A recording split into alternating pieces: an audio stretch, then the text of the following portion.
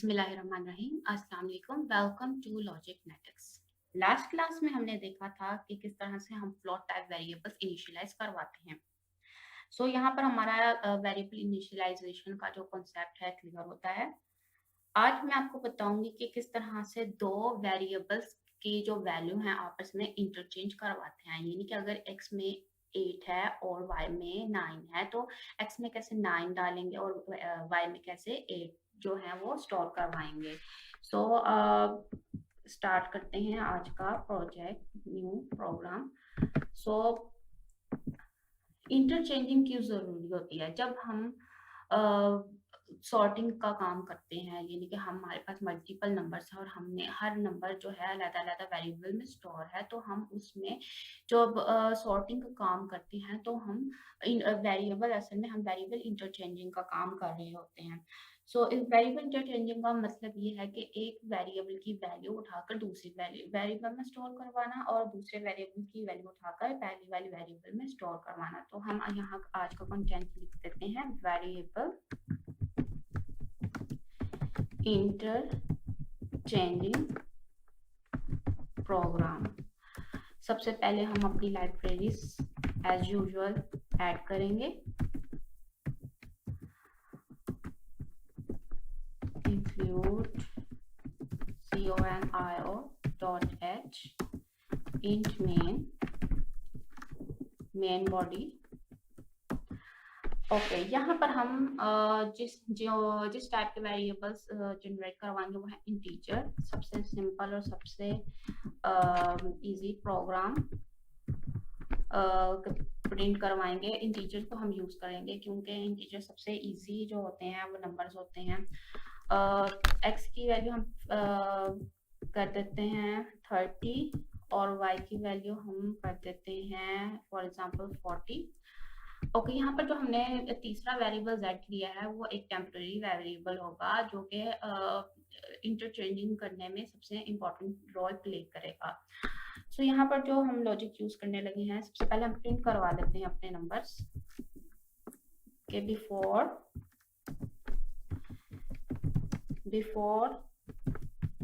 Change value of x equals to. x की value सबसे पहले क्या थी? x equals to percentage d। यहाँ पर हम परसेंटेज d लिख रहे हैं क्योंकि हम इंटीजर टाइप वेरिएबल यूज कर रहे हैं और हम इंटीजर में ही प्रिंट करवाना चाह रहे हैं तो हम परसेंटेज d यूज करेंगे। तो यहाँ पर मैं लिख देती हूँ x। यहाँ पर x की वो वैल्यू यूज होगी जो वो प्रिंट होगी जो हमने अभी स्टोर करवाई है, यानी कि 30। और before change value of y की जो है वो भी हम यहाँ पर सबसे पहले जो हमने यहाँ पर भी हार्ड कोड में यूज किया वैल्यू जो है 40 हमने स्टोर करवाई है वो यहाँ पर प्रिंट होगी। तो यहाँ पर जो है हमने बैकस्लैश n भी डाल देते हैं ताकि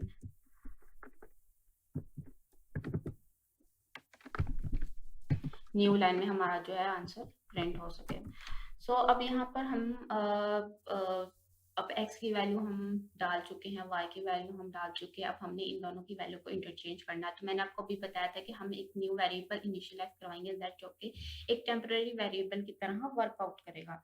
तो हम क्या करेंगे, सबसे पहले x में से वैल्यू निकाल देंगे और उसको एम्प्टी कर देंगे। तो x की वैल्यू हम निकालेंगे तो किस में स्टोर कर देंगे? z में। यहाँ पर जो इक्वल है, इक्वल हमारा जो है असाइनमेंट ऑपरेटर के तौर पे काम कर रहा है। असाइनमेंट ऑपरेटर क्या करता है कि एक वेरिएबल की वैल्यू दूसरे वेरिएबल को असाइन कर देता है। अब x में जो था पहले 30 था, अब 30 जो हो हमने जब असाइनमेंट ऑपरेटर इक्वल वाला जो साइन है वो हमने लगाया तो 30 जो है वो अब किसको असाइन हो गया है? z को। और x में अब कुछ भी नहीं है। तो अब हम x चूंकि खाली है तो हम y की जो वैल्यू है वो असाइनमेंट ऑपरेटर के थ्रू x में स्टोर करवा देंगे। पहले y में क्या था? 40। जब हमने असाइनमेंट ऑपरेटर यूज किया तो अब y जो है वो एम्प्टी हो गया है और 40 जो है वो x के अंदर चला गया है। अब एंड में बाकी क्या रह गया? y चूंकि अब हमारा एम्प्टी है तो x की वैल्यू हमने किस में स्टोर करवाई थी? z में। तो हम y को क्यों लिख देते हैं z, यानी कि z में अब क्या था? 30। तो अब 30 किस में स्टोर हो गया? असाइनमेंट ऑपरेटर के थ्रू y में। तो इस तरह से हमारी जो वैल्यू वैल्यू है वो इंटरचेंज हो रही है। अब हम प्रिंट करवा के देखते हैं। After changing value of x equals to, अच्छा जी, अब हमारे पास चेंज हो चुकी है वैल्यू x में, अब कौन सी वैल्यू चली गई है y की। तो अब हम जब प्रिंट करवाएंगे तो अब हमें क्या शो होगा, x equals to 40। Print f after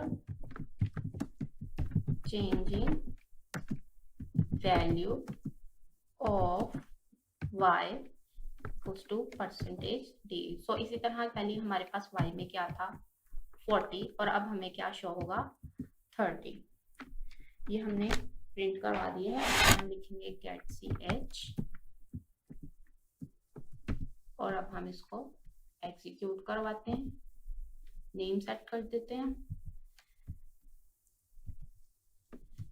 variable interchanging. सो अब आप यहाँ पर देख सकते हैं ये जरा सा मैसी सा हो गया, हमने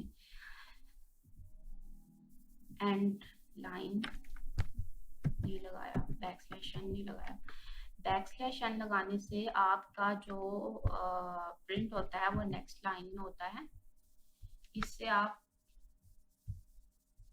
के जो आउटपुट की लुक होती है वो भी अच्छी होती है और ठीक से आपको समझ में भी आता है। सो अब यहाँ पर आप देख सकते हैं कि before changing value of x, पहले क्या वैल्यू थी x की 30 और y की वैल्यू क्या थी 40, और अब हमने चेंज जब किया है तो हमारे पास क्या आ गई है वैल्यू 40 और x की वैल्यू हो गई है 40 और y की वैल्यू हो गई है 30।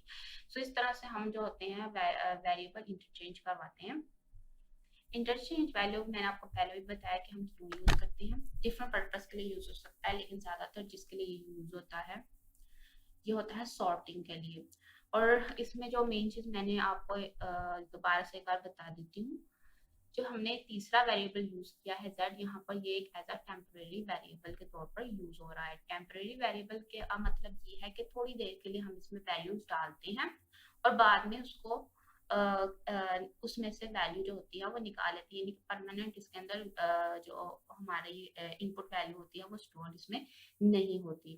तो जैसे कि आप यहाँ पर देख सकते हैं z मैंने पहले x की वैल्यू असाइनमेंट ऑपरेटर के थ्रू z में मैंने स्टोर करवाई। अब x मेरा खाली हो गया तो मैंने x एम्प्टी हो गया तो x के अंदर मैंने y की जो वैल्यू थी वो स्टोर करवा दी। अब x में y की वैल्यू स्टोर हो चुकी है एंड में मेरे पास y जो था वो एम्प्टी हो गया, तो मैंने x की वैल्यू किस में स्टोर करवाई हुई थी, सबसे पहले z में, जो कि मेरा टेम्परेरी वेरिएबल था। तो मैंने अब इसको यूज करते हुए z में y में z की वैल्यू जो है वो स्टोर करवा दिया। अब हमारा z जो है वो फिर से एम्प्टी हो गया है क्योंकि ये टेम्परेरी वेरिएबल था, इसका हमने यूज टेम्परेरी काम के लिए किया। सो आज की क्लास यहीं पर ओवर होती है। आपने देखा कि कैसे वेरिएबल हम इंटरचेंज करवाते हैं। इंशाल्लाह नेक्स्ट क्लास में हम असाइनमेंट ऑपरेटर्स पढ़ेंगे। असाइनमेंट ऑपरेटर्स क्या होते हैं, किस तरह से हम इनको अपने प्रोग्राम्स में यूज करते हैं। सो तब तक के लिए अल्लाह हाफिज।